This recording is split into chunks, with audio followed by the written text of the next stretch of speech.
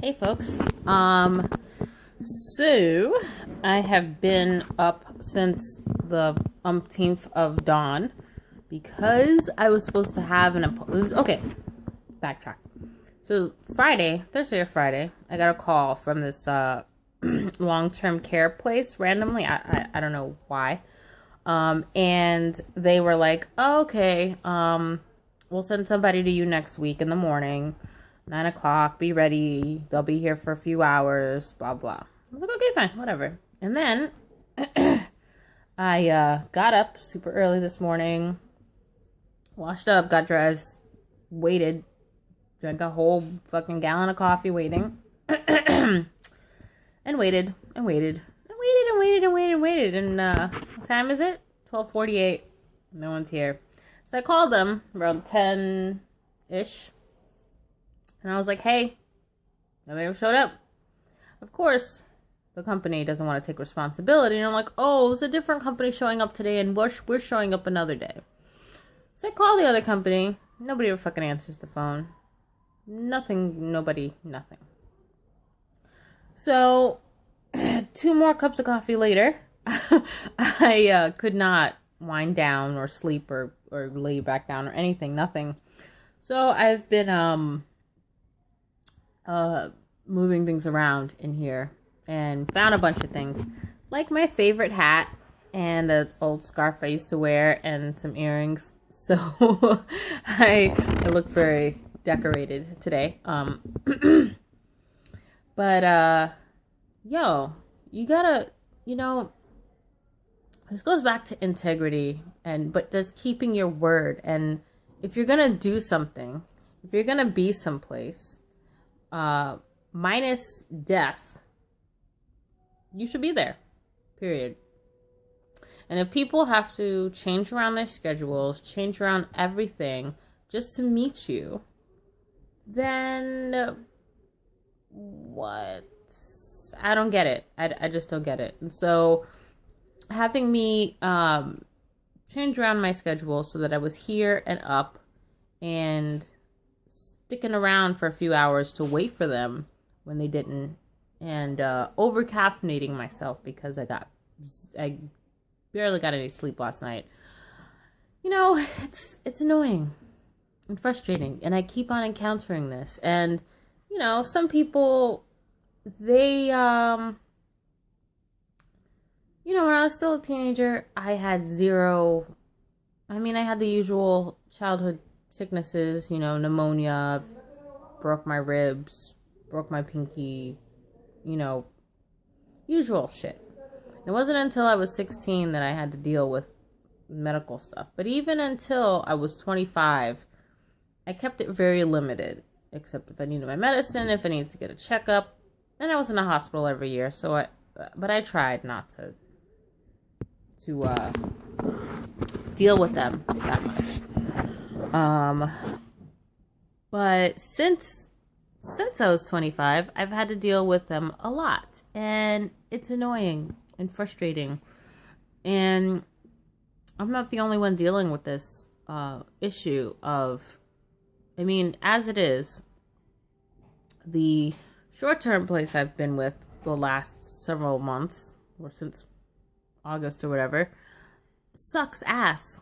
They're horrible, and the aides are horrible, and I'm pretty easy to get along with. At least I think so.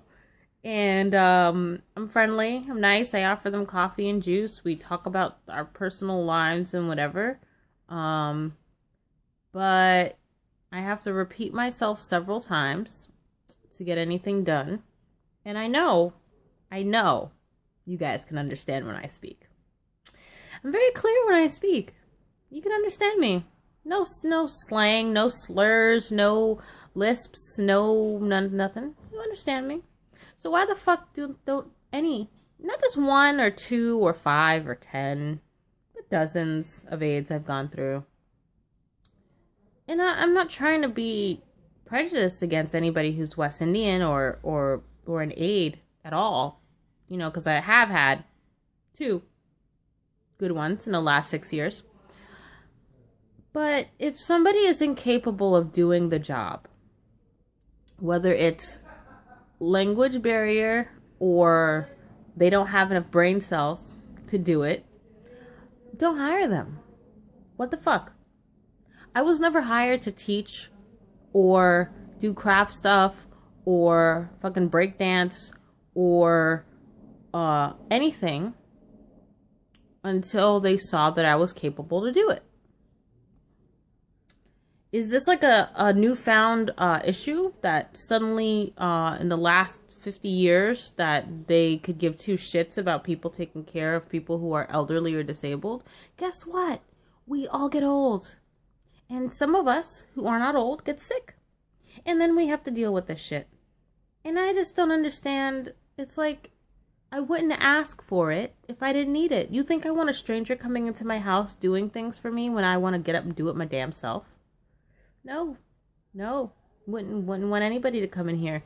And it's like, okay, get your friends or your family, whatever. I don't want to be a burden. I don't want to bother people who have other things to do when I can just do it myself, even if it'll take me twice or 3 times as long, whatever.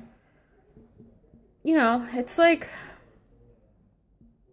makes me want to move to Canada or another place that has easier access to healthcare, where it's not, where I'm not made to feel like I'm a burden on anyone, and they just do their job and that's it. And they're nice and they're friendly and they're great and that's it. And I mean, you don't have to be my best friend. Just do your fucking job. That's all. And I don't ask for hard things either. I'm not saying, you know, clean my whole house up and down and cook me everything and all this. Because I mean, sitting and cooking is not fun, but I do it. I don't need to get dressed. I don't need you to dress me. I don't need you to wash me. I don't need you to help me go to the bathroom. So how is it, for example, yesterday the aide I had, who was a new one, random aide, random time again, didn't even know how to put shelves on a book, books on a shelf. Okay? First she puts them flat. Then she switches them around backwards. Then she puts them backwards the other. And I'm just like, ma'am, you put it facing forward so that you can read what the book says. That's all. And I said it nice and polite, calm. I had to tell her this 5 or 6 times, literally. She was only here for 3 hours.